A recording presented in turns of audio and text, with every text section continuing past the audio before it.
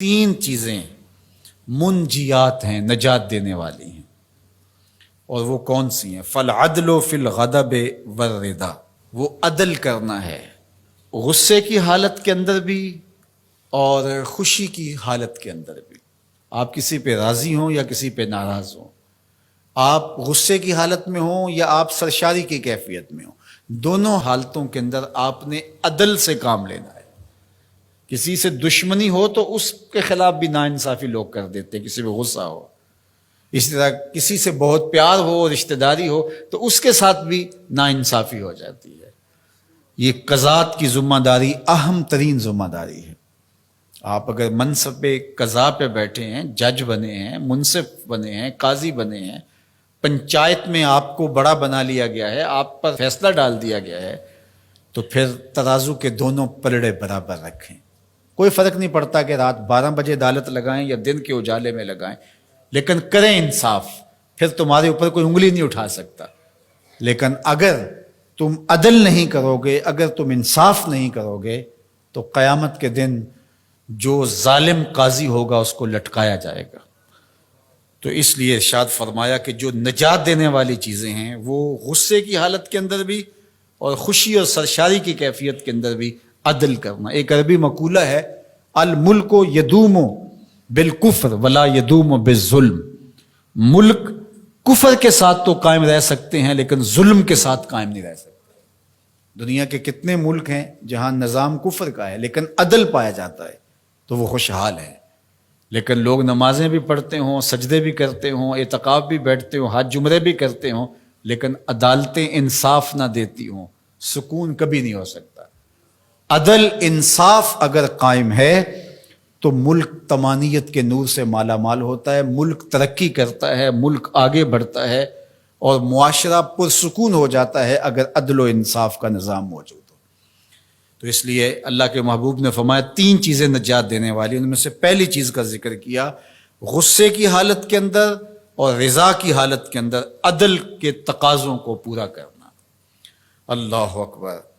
والقصد فی الفقر والغنا، دوسری چیز، فقر میں اور غنا میں، خوشحالی میں، آسودگی میں اور غربت میں، دونوں حالتوں کے اندر میانہ روی سے چلنا۔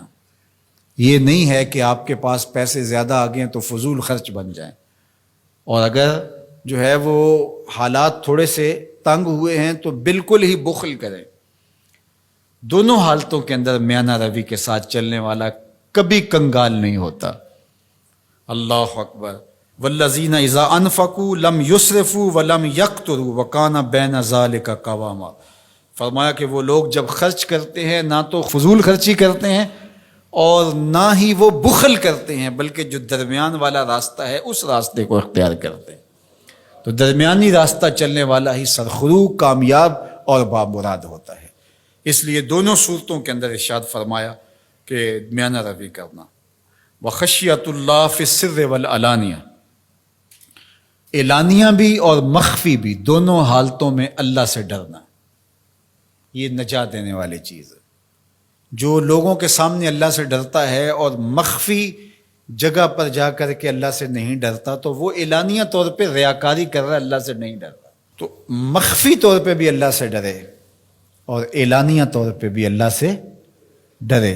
ان الذین یخشون ربہم بالغیب لہم مغفرۃ واجر کبیر، جو اللہ تعالیٰ سے بن دیکھے ڈرتے ہیں، اللہ جل شانہ نے ان کے لیے مغفرت بھی رکھی ہے اور بہت بڑا اجر بھی رکھا ہے۔ اور وہی حدیث جو میں نے آپ کے سامنے رکھی کہ 7 اشخاص قیامت کے دن عرش الہی کے سائے تلے ہوں گے، ان میں سے جو 7واں شخص ہے اس کا ذکر حضور نے ارشاد فرمایا، وَرَجُلٌ ذَكَرَ اللَّهَ خَالِيًا فَفَاضَتْ عَيْنَاهُ، وہ شخص جو تنہائی میں بیٹھا اور اللہ کو یاد کرنے لگا اور اس کی آنکھیں آنسوؤں کا خراج دینے لگی، اللہ کے خوف سے اس کی آنکھوں سے آنسو ٹپکنے لگے، تو فرمایا قیامت کے دن جب کوئی سایہ نہیں ہوگا اللہ اس شخص کو اپنے عرش کا ٹھنڈا سایہ عطا فرمائے۔